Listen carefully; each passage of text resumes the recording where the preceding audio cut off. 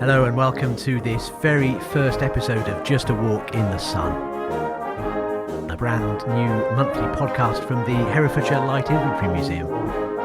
I'm Paul Roberts and I'm joined by Colonel Andy Taylor, the museum's curator.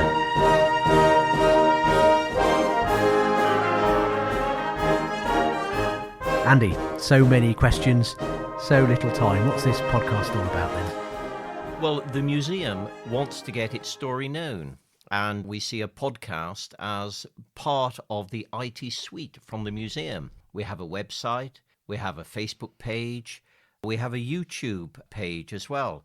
So really, the natural progression from this was to have a podcast. And I suppose a podcast gives us a chance just to talk and mull over things in perhaps a little bit more depth. Absolutely. I mean, we can chat about anything. We can talk about a wide range of things. If we hit on a topic which we're interested in and that we know something about, then we can talk more about that. And perhaps people will ask us questions which we delve into as well. We're just setting out on this, aren't we? Why Just a Walk in the Sun? What's that all about? Well, it's a double meaning to this, really. Hopefully, as part of the story of the podcast, and as we developed and the nights get lighter and the weather gets warmer, we can take a walk in the sun and hopefully finish up at a local hostelry and enjoy a nice pint of Herefordshire ale somewhere. But the actual wording comes from Private Bob Price, who was a conscript during the Second World War. He was a lad from the Black Country who had been in the Home Guard and then was called up for full-time military service. And after the Herefordshire Regiment landed over the beaches in Normandy, they suffered very heavy casualties and they had lots of reinforcements come to them. And Bob Price was one of these. Every evening, they would bed themselves down in barns or buildings or wherever. And the next morning, the platoon sergeant would come round, wake them all up, get them sorted out. And the first thing that individuals said to the sergeant was, "What are we going to do today?" And the sergeant would always reply, "Just a walk in the sun, boys. Just a walk in the sun." So that's really where we've got the title of the podcast from. He sounds like quite a character who doesn't like a walk in the sun, but I suppose that carried quite a different meaning for those chaps, because sometimes it wasn't simply a walk in the sun, was it? It was pretty serious stuff. It was pretty awful stuff, and the casualties at various times were pretty heavy. At times they had easier days, I would say. I don't think any of them were easy. They had days when they were not in contact with the enemy, and then days when they were in fierce contact with the enemy and suffered casualties as a result. I mean, fortunately, Bob Price survived and wrote his book, and it's a very good account of that period of the warfare in Northwest Europe in the winter and of 44-45 and the spring of 1945, when they knew pretty much that Germany was defeated, but the Germans were fighting on, and they were quite desperate, defending their homeland, and it was some quite vicious engagements going on.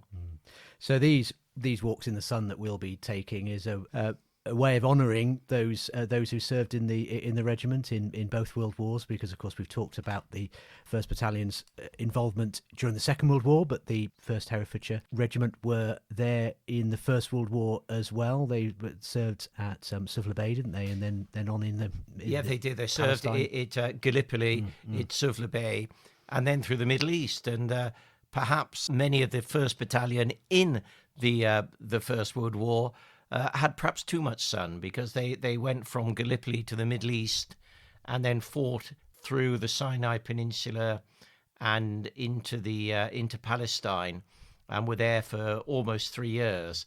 And I think that perhaps enjoyed too much sunshine then.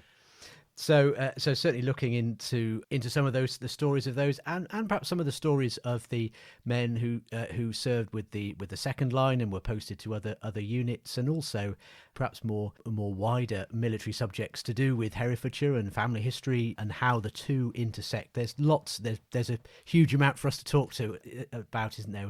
Very much, and because the Herefordshire Regiment was always a territorial battalion, a territorial regiment, then the men who generally served in it were local men. Certainly at the outbreak of war in 1914 and the outbreak of war in 1939, being a territorial battalion, they were local men. But of course, as the war went on and they suffered casualties and men were promoted and moved to form other regiments as cadre men, then they were reinforced by people such as Bob Price, who were not Herefordshire men. But it's the Herefordshire angle which we will very much look at. And as you say, looking at the Herefordshire Regiment, but also the military history of Herefordshire and general military history as well, as it affects all of the country, all of society. But we will use the Herefordshire angle to build on that. And so hopefully there's a wider interest there. Clearly we're a county, we're very proud of our heritage and our military history, but it's the subjects and the topics we'll be talking about in this podcast will appeal, I'm sure, to people with a wider interest, anybody really has family connections, who are interested in thinking about the First and the Second World War and those periods between the wars and post-war, because of course that the territorial army continued after the Second World War as well, didn't it? Very much so, and that's right. We don't see ourselves when we're chatting as being confined purely to the Herefordshire Regiment, but looking right the way across the board. And again, not only just to the First and the Second World War. There were other conflicts which men from Herefordshire took part in. And after the Second World War, there was a period of the Cold War, which is perhaps the longest period of non-active war which there has been. And the Herefordshire Regiment, Herefordshire Light Infantry, and men from Herefordshire played a major role in that.